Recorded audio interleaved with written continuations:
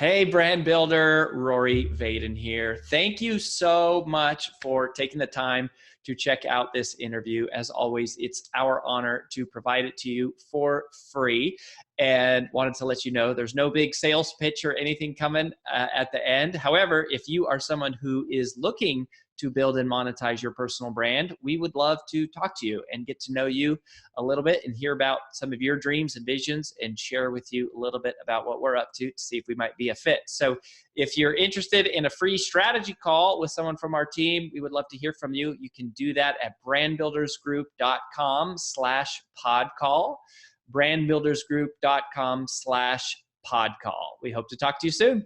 Hey, y'all, and welcome to the Influential Personal Brand Podcast. This is AJ Vaden here, and I am joined today with a newer friend, but a friend who has lots of mutual friends with myself and Rory. So glad to be adding Damon West to our list of amazing guests on this podcast, but also a new friend in our, circle. So before I start this interview, I want to remind everyone, as I always do, why you should stick around and who this podcast was uniquely designed for. So number one, if you have a desire to write and publish books, speak on stages, and get your message out into the world, which should be most of you, which is why you listen to this podcast. This is an episode that you want to listen to, because we're going to talk about how Damon went from, football player, college football, to prison, to author, speaker on stages, and a lot of things in between there. But ultimately, it's like, it does not matter where you are today. If you have that desire on your heart, there is a way to make all of the things of your past a part of this story that leads you to where you want to be. And so we're going to delve into that. We're also going to talk about just how do you do that? Like, how do you get out of prison and go, I'm going to change my life. I'm going to do something different. I'm going to make different choices. And they're big and they're bold and they're not what I expected. And I know a lot of people in our community are entering into new phases of their life. And perhaps it's not that dramatic, right? That transformative, but to some degree, we're starting over. It's a new time in our life, whether it's we've sold a business, starting a new business, we're leaving a company, trying to go out on our own. We're trying to take this side hustle. We've been doing it and making it our full-time thing. Or maybe you're just stepping out on a limb for the first time going, man, I want to do this, but I am scared. This is hard and new. And what am I doing? Right? What am I crazy? So it doesn't matter where you fall within that spectrum. This is a podcast that is going to be uniquely inspiring and informative to you. So I encourage you to stick around. So now I could give you a whole bunch of background bio. I mentioned a little bit of it, but as I formally introduced Damon, to me, here's a couple of things that I think would be really powerful for you to know is one, yes, he did go to prison. I think you should know, like, this is someone who, when they talk about setbacks, when they talk about, oh yeah, I made some bad choices, like this led to some pretty severe consequences. And it was in prison for a few years. So it's not like, 3 days in a white collar, prison upstate, right? It's a different type. And I think that's really important for us to get. It's like, regardless of how bad you think your situation is, or, oh, I can't change from now. Like, well, no, that's not true. He is the author of now 3 books or 4. Well, 4 in a children's book. So yeah, 4 in a children's book. Yeah. So yeah. The list is growing even as we speak. But also he's been on stages all across the country. He is a well sought after speaker. He is a multi-time author, and also an entrepreneur. So everyone who listens to this, you've got some degree of some of those things within you. And so I know that you're going to love this interview. So Damon, welcome to the show. AJ, thanks a lot so much. I mean, you covered so much in that introduction too, but look, it's so exciting to be here. Like you said, we do have a lot of mutual friends. Amberly, Ed Milet, Ed's a very big mutual friend of mine, John Gordon, Catherine Gordon. So it's great to finally meet you and be a part of your show, because I've got a lot to say about what we're going to talk about today, about building your brand and how do you make it? How do you break away from the pack and chase your dreams in life? Because like you said, I had to do it. I mean, and you hit the nail on the head. It's not like I went to prison for a couple of years. I got sentenced to life in prison in Dallas, Texas, And I spent 7 years and 3 months of that life sentence in a maximum security level 5 prison in the state of Texas, the highest security level there is, where the worst of the worst go. And then I made parole. And I'm on parole, AJ, until the year 2073. So when you talk about making plans and having to follow the rules of your plan every single day, I got a lot to say about that. Yeah, well, I mean, and that's a part of what I kind of want to just start with. And I know people are going to be like, are you going to give us more of that story? Because what in the world? And so here's my first question for you. It's like, you have this amazing journey from successful college athlete to prison inmate to motivational speaker and author. And that's quite the remarkable journey in your short 47 years. So can you just share with the listeners who maybe are getting introduced to you for the first time, what are some of those pivotal moments or mindset shifts that allowed you to transform, right? And I would say too, it's like maybe in some of the not so awesome ways, right? Because I know that there was an accident during your football days, and that led to choices that were transformative to the more positive transformative. So what were these moments that happened in your life that led to such an influential personal brand today? Yeah, I think that the way to start this off is by, I tell people all the time that at no point in my life did God just reach down with his hand one day and put his hand on my head and said, Damon, you're healed. But what God has done in my life is put people in my life. Always has. And when I was younger, these people were like my parents or my mother, my father. They were teachers, coaches, people in the community of Port Arthur, Texas that helped raise me. And I grew up in Texas, and we know that Texas high school football is a big deal. And I was a star quarterback in Texas, played Division I college football. And of course, I got hurt in 1996 against Texas A&M. My career was prematurely ended. And I made a lot of wrong turns at this fork in the road in life, and it had to do with around substance abuse. But I was a very functional addict, and I graduated college, went to work in the United States Congress, worked on Wall Street. I was a broker for UBS when I was introduced to meth for the first time. And I say that there's been people put in my life because the choices that we make in life are going to take us down different roads. And as you alluded to, some roads are good, some roads are bad. But there's always going to be messengers along the way on those roads to help guide you where you need to be. But the trick is you have to be receptive to all those messengers. And sometimes when we're not in the right space, we're not receptive. We can't hear or see the messenger in front of us. And I made a lot of wrong turns again at that fork in the road when I tried meth for the first time in 2004. 18 months after that first hit of meth, I was living on the streets of Dallas, and I became a criminal. I started breaking into people's houses to fund my addiction. And the Dallas SWAT team got me in 2008, and they arrested me in this dramatic SWAT team raid. And they took me to Dallas County Jail, and then a year later, I was sentenced to life in prison. My mother and my father had this conversation with me. They right after I'm sentenced to life, they let my parents talk to me for 5 minutes, just kind of on the side of the courtroom. And my mom was reminding me about how they raised me. How, the stuff they heard in the courtroom isn't the man they raised. In fact, she tells me, when you go to prison, you won't get in one of these gangs. She said, you come back as the man we raised, or don't come back to us at all.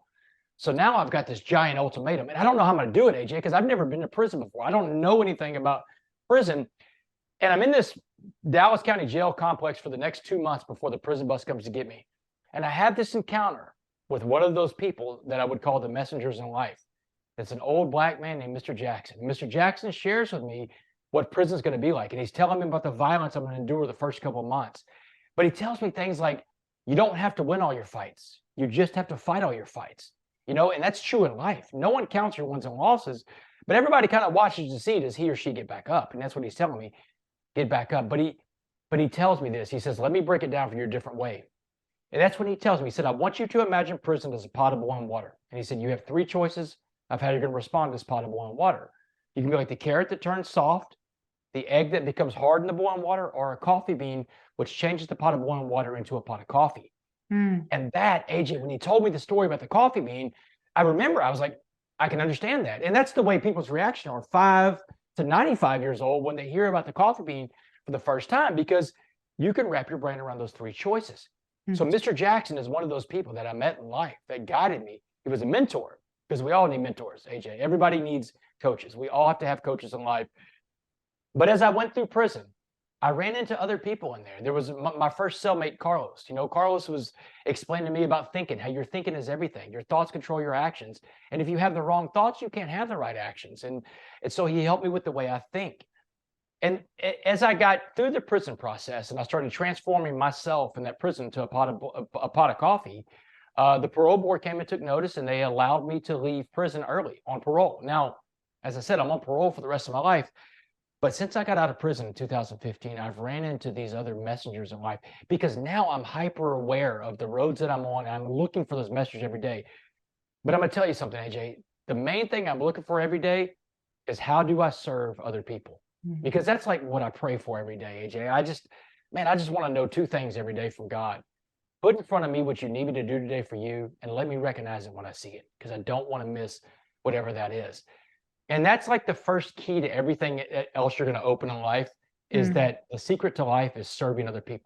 How do I serve others? That's so good. And, it's so interesting. I have a friend right now who's really suffering from addiction. And we just had a conversation this past weekend about choices, right? There are defining choices. And then there's daily choices, right? We have these daily decisions we have to make, and we have these defining choices that we have to make. And those daily decisions turn into habits, right? Which could be good or bad. And these defining ones are the ones that can send us down one of these roads. And and I love what you said, like every road has, messengers alongside the road. And it sounds like, to me, it's like prison saved you. It did. Yeah, it was getting a life sentence on top, not just prison, but being sentenced to life in prison. AJ, my angels in life, my angels didn't have wings.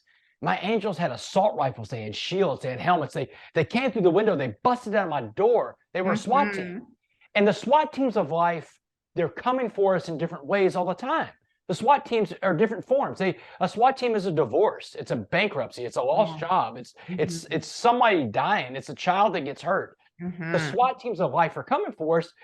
But what do we do? And it's that mindset shift of saying, I'm going to find the opportunity in this adversity, because I know this for a fact, AJ, no matter what the situation of adversity that you're in, and there's many different levels of adversity, and there's a lot of different ways to be in prison, AJ.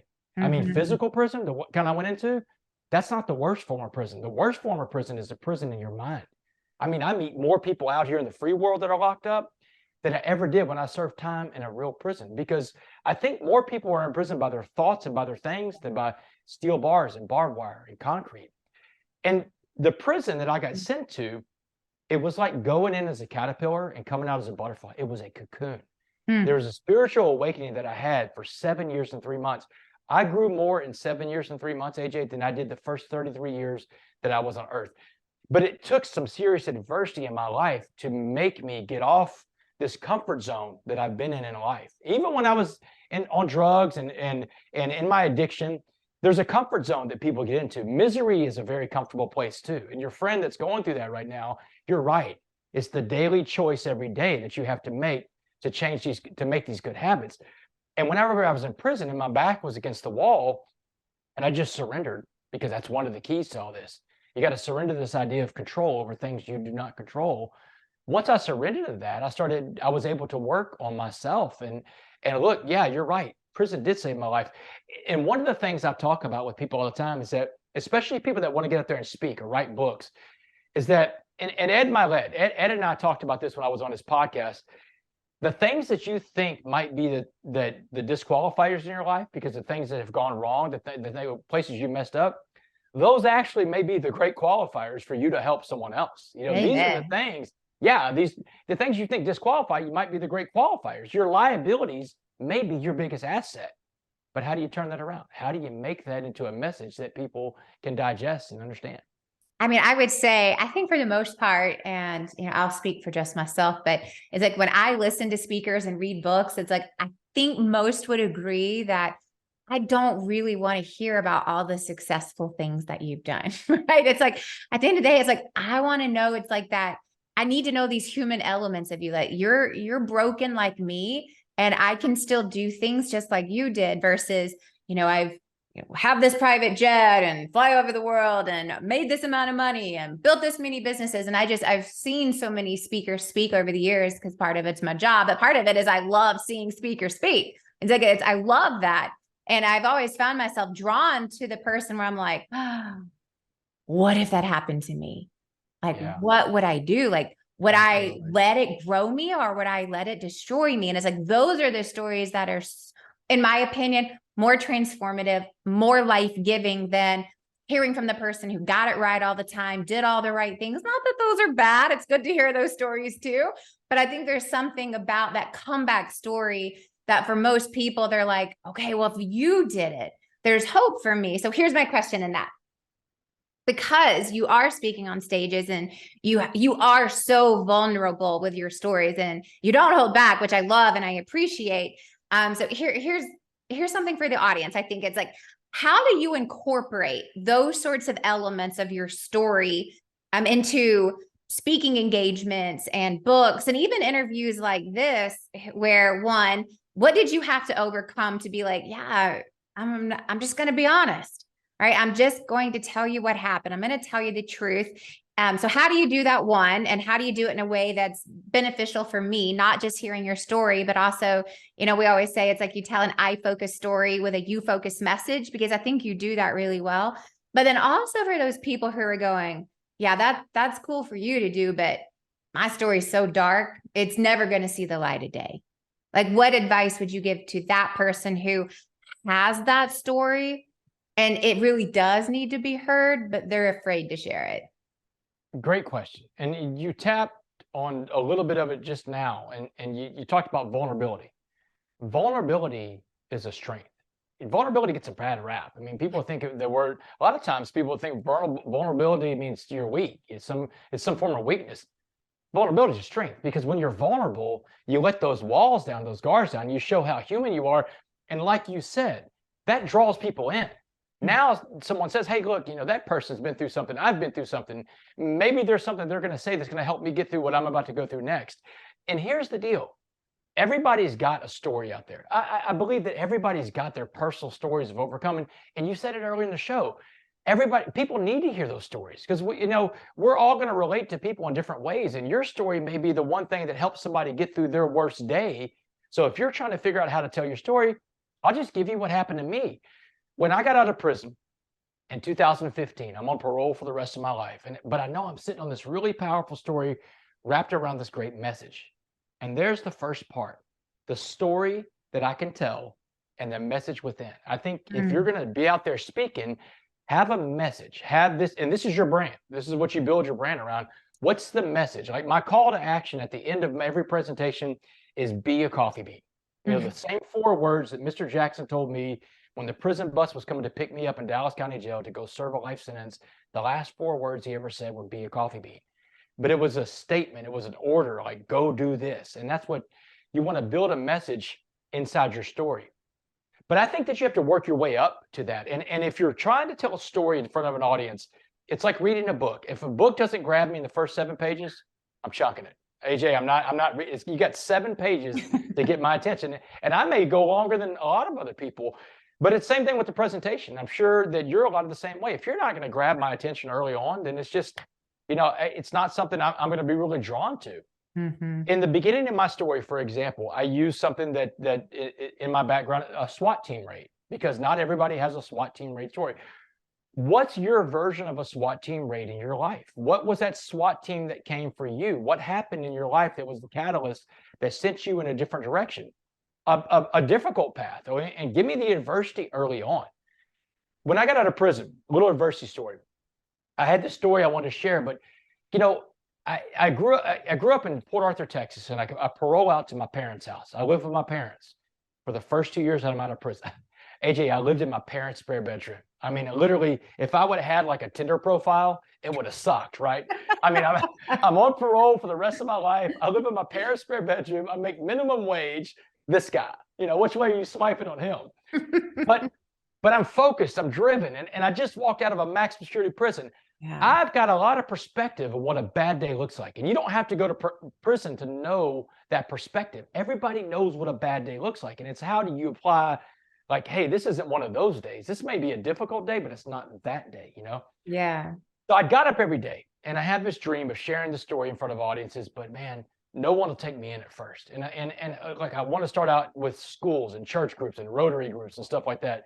No one's going to let me in. I found a cop and a judge that would take me around and sponsor me to take me into schools.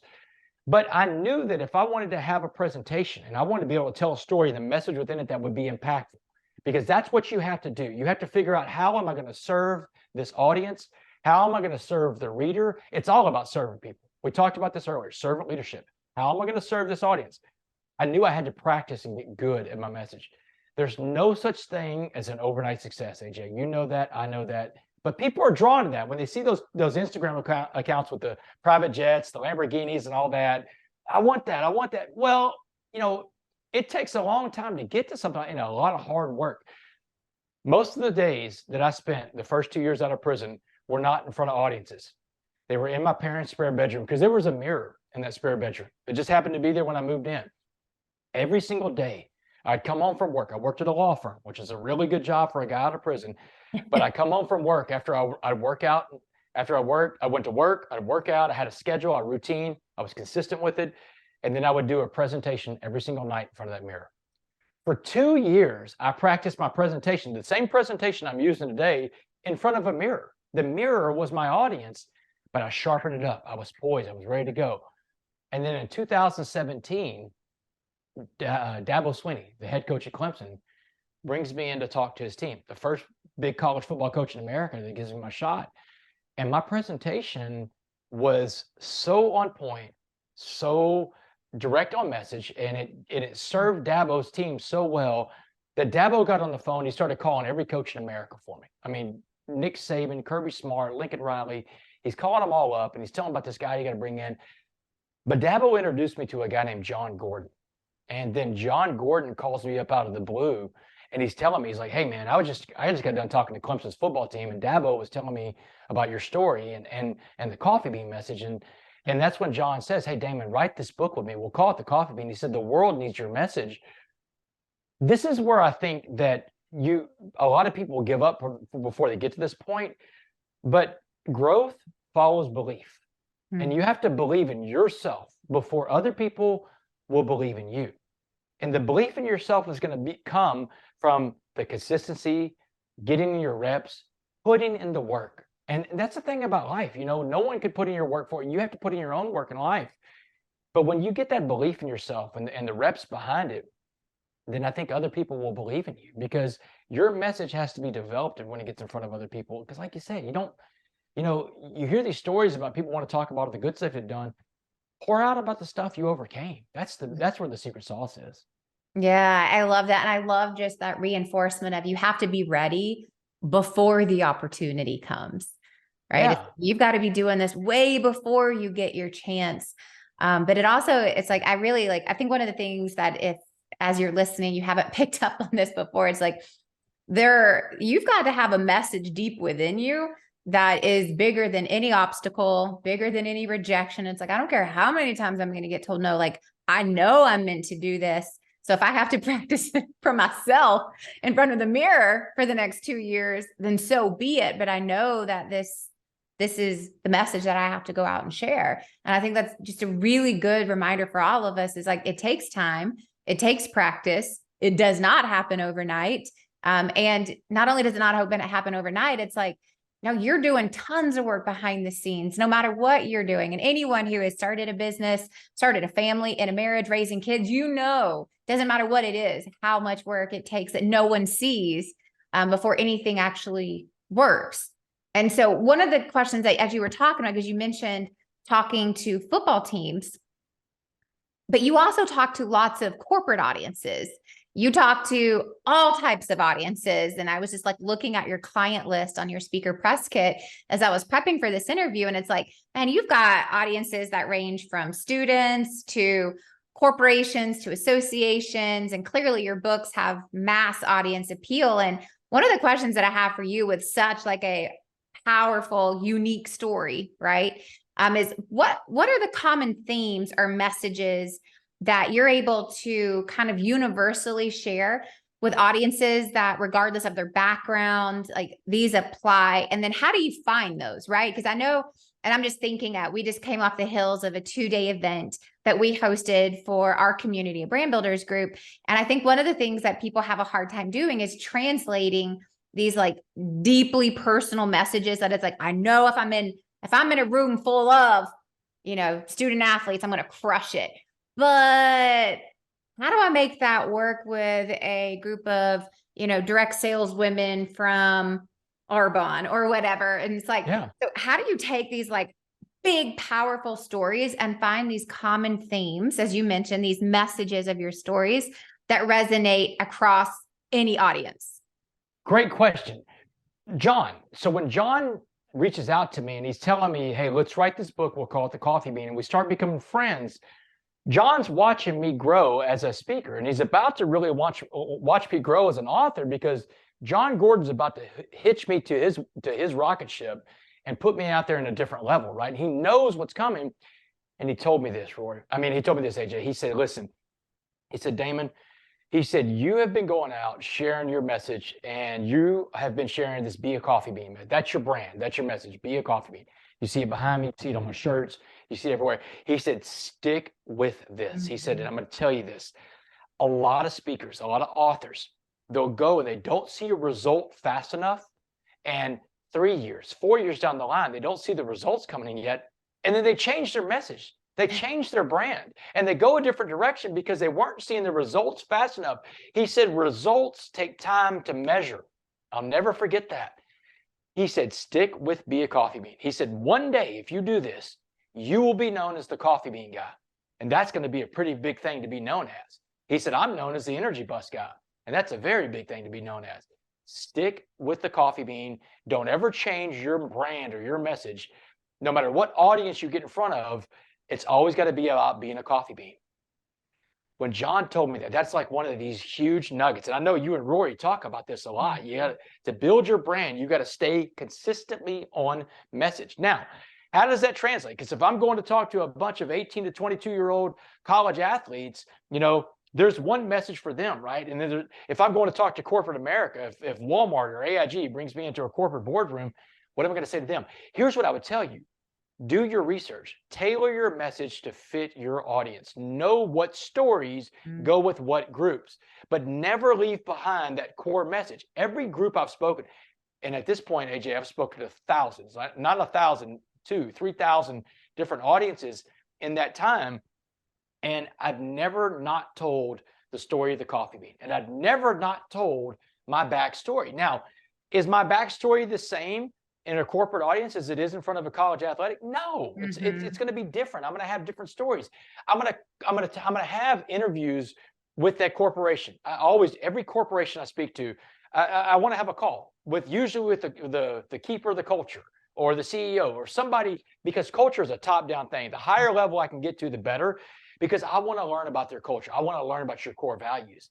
And if you can give me your core values, I can weave them into my presentation. So when I'm speaking to a corporate audience, at one point when I'm talking about turning it around, I talk about the different ways I became a coffee bean. Things like servant leadership, things like about controlling what you can control in life. Usually your core values will line up with my core values, and I can weave them in right there and say, hey, like we talk about at this company, this is one of our values. This is the same thing as what I'm saying right here. Now you've individualized it. You've personalized it for your group in front of them. They know that you put in the work to come and sit in front of them that day. You didn't just come there to get a check. You came there to serve, because that's what you're ultimately there to do. You're there to serve. And if you can figure out how to serve, that's where the secret sauce is. Not just for them, but for you too. Because when we're serving other people, that's when we're at the best version of ourselves too. Because that's what we're all called to do, is serve other people. I love that. What I wrote down, and I think this is such a good reminder for me to remind our whole community about this. So for everyone listening, it's just the power of, what Damon just said. It's like, you have to know how to tailor your presentation, not change your message, right? It's like, no, your message is your message. And that's what you want to be known for. And I tell you what, Damon, you should have some like pretty big endorsements coming. You need to be hitting up like Starbucks and all the coffee shops. I'm trying. If you're the coffee bean man, you need to be like, Starbucks, where you at? I've tried. Starbucks is hard to get through to it. If you know somebody from Starbucks, when we get off air, tell me, because I've tried. Gosh. Well, I'm a bulletproof coffee girl, so it's been a minute since I've been to Starbucks, but I will tell you, but it's like, again, it's like once you become known for that thing, it's like in Brand Builders Group language, it's called what we call breaking through Sheehan's wall. It's like you want to be a power washer, not a water hose, right? It's like you've got to just know exactly what your message is, and when people think of you, they need to think of Coffee Bean Story, right? It's like when I think of a Coffee Bean Story, I think of Damon. When I think of Damon, I think about these coffee beans. And it's like once that happens, then you have broken through Sheehan's wall, right? And that's a great reminder for all of us is tailor the presentation, but don't change your message. Don't change your message. I love that. That's such a good reminder. And I'm watching the clock and we have like 5 or 6 minutes left. And I actually want to ask you 2 more personal development questions kind of about these books that you've written, and you've invested a lot of time into this message and writing these books. And so there's 2 last questions I have for you. So all right. I know that a huge part of what you talk about, what you write about is resilience, perseverance, and mindset, right? There's lots more, but those are 3 things that stood out to me. And so some tactical advice for anyone who is listening, or just for me, what are some key strategies or practices that individuals like me and everyone listening that can adopt to help increase these qualities of perseverance, resilience, mindset shifts to navigate setbacks in our personal or professional lives? So it's like when, SHIT hits the fan. I'm on a non-cussing roll right now, so I can spell it. Can't say it. But when it hits the fan, like, how do we go? Whoa. There's good in this. Versus, oh my gosh, the sky is falling. No, great question, because we all go through this. And it's, look, John, our friend, John Gordon, John says that fear and faith have more in common than the letter F to begin with. John says fear and faith both believe in futures that haven't happened yet. Fear is this negative future. You can choose to believe in that. You get the choice. That's good. But faith is a positive future. You get the choice to believe in that too. And you can choose your path every day. And it's always better to choose faith over fear. If you're going to pick a future that hadn't happened, pick the positive one. And this is where I try to land every day, is like, I've got to focus on the positive every single day, because there's going to be negativity around me. There's going to be things that happen in life that can pull you out of this good time that you're in, but you got to focus on the positive. I learned 2 things about adversity in life inside that maximum security prison, AJ. This is what I learned. I learned that adversity is never as bad as you think it's going to be. And you are always capable of way more than you think you are. Because as human beings, we will allow overthinking to get in the way of overcoming. So don't overthink. Just step back. Like we were talking about a separate subject a while ago before we hit record, and it was a very simple answer that you gave me to the very complex question that I had. Usually it's something very simple to pull you out of where you are that day. Focus on the positive. It's all about your mindset. It's like when you're sitting in traffic. Some days the traffic bothers you, and other days the traffic doesn't bother you. Is it the traffic or is it you? It's always going to be you, and it's always how you see. 3 words that I love putting together: position determines perspective. Position determines perspective. Where you are and where you've been determines the world that you see. Try to always have a positive perspective and use your perspective of what a bad day looks like, because all of us know what a bad day looks like. Like I told you, my bad day, every day that when I wake up, my feet don't hit the cold concrete floor of the prison cell, I'm having a pretty good day. And everybody's got, everybody's got this to some measure, but you have to apply it. The night that I met Dabo Swinney, it was at a Coaches Award show in Houston, Texas, January of 2017. A buddy of mine in Houston, he called me up. He said, man, these 8 coaches are going to be in this room. The best coach in America is going to be named. I can sneak you in. I'm at the event right now. I drove an hour and a half to get to this event. He sneaks me in the back door, and I'm there, and I go up and I meet all these coaches because I got this story I want to share with them. And every coach I met that night, AJ, slammed the door in my face. They all told me no. There was 1 coach left. 1 hour. It took me to get 7 no's in 1 hour. I mean, I've been defeated that night. And I'm in the corner of the Toyota Center. I'm getting ready to leave. I'm licking my wounds, feeling sorry for myself. The voice in my head is telling me, go home. You're an imposter. You don't belong. The imposter syndrome. And you're going to go through this. When you're out there speaking and writing a book, you're going to ask yourself sometimes, do I belong here? But let me tell you something. Do not listen to yourself. talk to yourself, because the voice in your head can be fear. And I told myself that night, there's no way I'm leaving until that guy tells me no. The last coach is going to, this isn't prison. I survived something way worse than this. I applied the perspective, and I stalked Dabo Swinney around that room. And it ended up being the biggest yes I've ever gotten in life.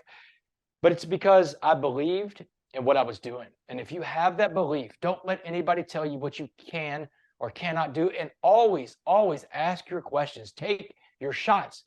Because the only question you know the answer to, AJ, is the one you do not ask. That answer is no every time if you don't ask your question. Take your shots. Always take your shots in life. I love that. I love that so much. It's sometimes we just need a little dose of inspiration to go, yeah, I got this. I can do this. I can do hard things. I took my kids on a hike yesterday to just commemorate Memorial Day, and just really just an hour and a half of just like silence and helping my kids understand what Memorial Day is all about. And halfway through this hour and a half long hike, now my kids are small. They're almost 4 and just turned 6. This feels like a marathon for them, right? It's not that long, it's 2.5 miles, but it felt like a marathon for these small humans. And my husband ends up carrying my 4-year-old, but my 6-year-old, I'm like, hey, if you can make it all the way back to the car, you get a sticker, and a sticker is worth $0.25. And at the end of the week, he gets to turn in his stickers for quarters for doing hard things.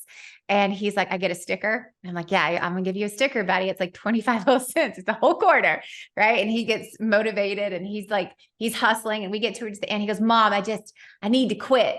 I'm like, you need to quit? He goes, yeah, I need to quit, Mom. My feet hurt. I need to quit. I'm like, no, buddy. And I paused, like in the middle of all these people. They're probably like, who is this crazy, like cheerleader mom? And I'm like sitting there. I'm like, I need you to say this with me.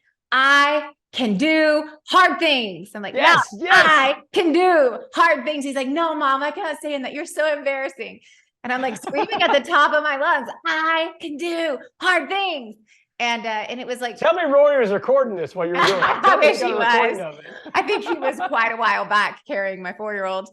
And here's like the craziest part. It's like, I don't know if it helped him, but it helped me. It's like, I hope it helped him, but it helped me.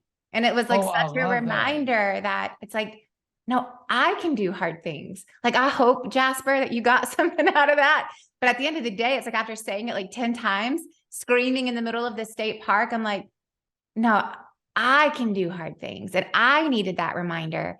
And it's like, sometimes it's like, gosh, we just need to remind ourselves. Oh my God, AJ, I love that, because you're hitting on something that is like the big force in my life that's going on. Like, every time I go out and I serve other people, this helps other people. I know it does, and I hope it does. But I know one person it helps for sure. It's me.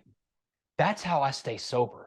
That is, I work a program recovery, a 12-step program recovery. I'll do it for the rest of my life, because in my 12-step program recovery, I've got to find ways to serve other people, because if I don't, I stay inside myself, and there's nothing good that happens when you're inside yourself. And it, like, literally, people ask me about, hey, I'm on the road 80% of the year, AJ. I mean, I'm speaking all over the world now, and at 24 days of the month, I'm gone.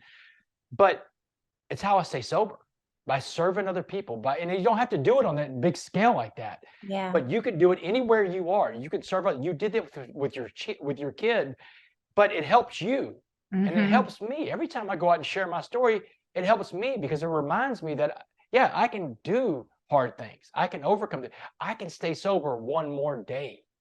It's so great. I love that. Yeah, and that, like, when you were saying that, it just reminded me of that yesterday. It's like, I don't actually know if it helped him. It was like, I'm the one who needed it. Yeah. And it's like, if we don't remind ourselves, it's like, often someone else isn't supposed to be around, following us around, reminding us. That's our job. And we gotta have these types of people like you, these messengers in our life, to do that for us, which is why I love what you said. Everyone needs a mentor. Everyone needs a coach. It's true. We all do. Lots of us need lots of them. All right. Last quick question. And I know that we're almost over time here, but take your time. I don't care. This is a fun conversation. Go as long as you want. Let's go. So in The Coffee Bean, the book, which everyone should go and check out, which I think is so great. And I'll use this as my, public service announcement. If you want to check out more about Damon West and his speaking, his books, all the things he has going on, and also grab a copy of this book, The Coffee Bean. He's got other books too. He's got one for kids. Go to damonwest.org. So that's damonwest.org. And then again, the book is called The Coffee Bean. It's co-written with John Gordon. He's got a version for kids, which I love all kids books. So I'll be picking that up myself. Or follow him on Instagram, which is at DamonWest7. So it's at DamonWest7 on Instagram, or just go to damonwest.org and you can get all of his social themes there. But we'll put this on the show notes for you. Okay, so last question. In The Coffee Bean, you talk about the importance of mindset, and in my interpretation, how that can shape our influence, how it can shape our personal brand. So here's my last question for that person who really does need to cultivate this I can do hard things mindset, for the person who does have a lot of limiting beliefs. What would you say is the number one thing for that individual to cultivate a growth mindset, I can do hard things, this overcoming of self-limiting beliefs? Like, what would you say is the one thing that they can do to really, well, both build their personal brand, which for us is just their reputation, but also to just live a better life? Like, what is the thing that we can do to change our mindset, to build a better mindset? Yeah, this is something that I have to remind myself of, and I think every one of us do. And aside from the things you just said, because that's very important, you just said something very important, because your brand is your reputation. And this is you. This is like, everything about what you're putting out, that's your reputation. So guard that. But it's consistency. Be consistent. Take the same action every single day. And, whenever you're consistent, you start building this confidence in yourself, because Ed talks about this a lot. You keep promises that you make to yourself. But be consistent. Show up every day. One of the hardest things about working out is just getting to the gym. And if you can get yourself to the place where you need to be every day to be consistent, that's when it's going to happen. But it's going to take time. And just understand that you have to put in the work. But consistency trumps everything else. Consistency can beat talent, by the way. Talent is great to have, but talent doesn't beat someone who is consistent and won't go away. Someone who's persistent, someone that gets in front of a mirror in a spare bedroom where they live on parole and practices a presentation that one day is going to be the business that they use to create other businesses with. Because the speaking business, AJ, it's something I tell my wife almost daily that I cannot believe this is my life, that I get to go out and impact the world like this, but it provides for a life for my family that's created generational wealth. Yeah. Every generation has changed underneath me now, but it started out in my parents' spare bedroom, speaking in front of a mirror for 2 years to get my presentation right, to go speak one time in front of Dabo Sweeney. That's what it's about, being consistent. I love that. I'm reading through the Old Testament right now. I'm in this Bible in a Year program, and I'm reading through the Old Testament. And one of the things that has stuck out to me most about the Old Testament is how often people get their answers or their desires given to them is persistence. I'm going to start counting how many times a king said, yes, I'll resolve this, just leave me alone. Or how many times it was just pure persistence.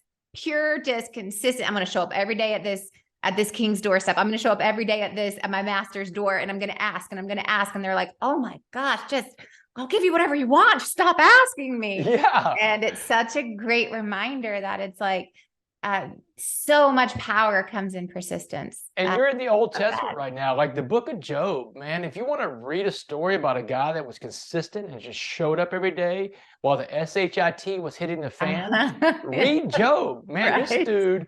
This dude endured way more than anybody you can imagine. For years, this went on. Lost his entire family. Everything was taken, but he had faith and he had consistency. Consistently, he believed every day that I have faith in this and it's going to work out. And you got to have what they call the patience of Job. I tell people all the time that since we're talking about the Old Testament, that God doesn't set bushes on fire anymore, AJ. That's a very Old Testament thing that God did to get people's attention. But you know what God does today? God sets people on fire. And that's when people are just burning in this glowing light that shows that God is real, that there's no other way to explain what's going on in this person's life. That story I'm listening to, that's what God does. He sets people on fire. That's how we know that God is real. And I get to be one of those people, and you get to be one of those people, but it takes that belief and that consistency every day. Preach it. Love this. Y'all check out Damon. Go to damonwest.org. Check him out. Follow him. Buy his book. Spread this good news. Damon, so awesome to have you on the show. Thank you so much for sharing your story and these words of wisdom. And for everyone else, stay tuned for the recap episode that will be coming up later this week. We'll see you next time. Thanks so much. Thank you.